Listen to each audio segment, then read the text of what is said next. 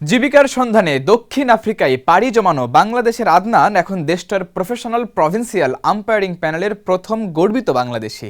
ক্রিকেটের প্রতি ভালোবাসা থেকেই কাজের ফাঁকেই শুরু করেছিলেন আম্পায়ারিং কোর্স, যা বদলে দিয়েছে তার জীবন।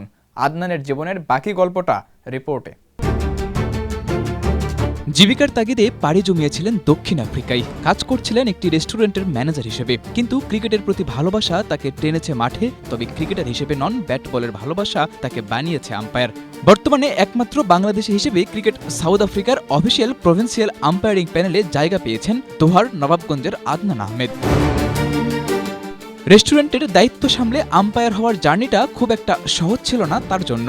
একে একে লেভেল 1 এবং লেভেল 2 সম্পন্ন করায় দীর্ঘ পরিশ্রম শেষে সুযোগ এসেছে দক্ষিণ আফ্রিকা বোর্ডের অধীনে ম্যাচ পরিচালনা করার।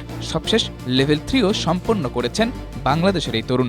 আমার ক্রিকেটীয় নলেজ দেখে একজন সাউথ আফ্রিকান আম্পায়ার ছিল, তিনি আমাকে মূলত আম্পায়ারিং আসার পরামর্শ দেন এবং তিনি আমাকে আম্পায়ারিং এর যে কোর্সগুলো আছে সেখান থেকে শুরুতে আমাকে লেভেল 1 কোর্স করার জন্য পরামর্শ দেন। তারপর একটা সময় আমার যখন সুযোগ আসে, আমি লেভেল 1 এর পর আমি লেভেল 2 করার সুযোগ পাই। তারপর একটা সময় আমি লেভেল 3 কমপ্লিট করি। দক্ষিণ আফ্রিকার ঘরোয়া ক্রিকেটে নিয়মিত আম্পায়ারিং করা আদনানের পথটা অবশ্য খুব একটা সহজ ছিল না। এক্ষেত্রে তার সবচেয়ে বড় অনুপ্রেরণা ছিল বাংলাদেশের এলিট প্যানেলের একমাত্র আম্পায়ার শরফুদ্দুল্লাহ ইবনে শহীদ সৈকত। তার পরামর্শই বড় করেছে আদনানের স্বপ্ন।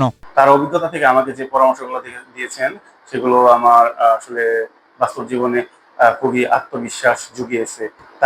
তার কাছ থেকে যে গুরুত্বপূর্ণ যে সাজেশনগুলো আমি পেয়েছি, তিনি আমাকে বলেছিলেন আসলে খুব অল্প কিছু বাংলাদেশি আছে যারা দেশের বাইরে আম্পায়ারিং করতেছে, তুমি এটা চালিয়ে যাও।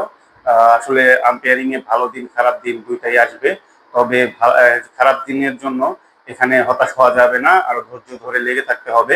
কেউ যদি আম্পায়ারিং এর সাথে দীর্ঘদিন লেগে থাকে তবে একটা সময় সে সাকসেস হতে পারে।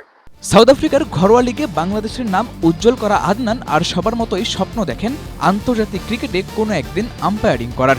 তবে এজন্য তাকে পাড়ি দিতে হবে আরও লম্বা পথ। সাদাতুর রাফি, এশিয়া পোস্ট।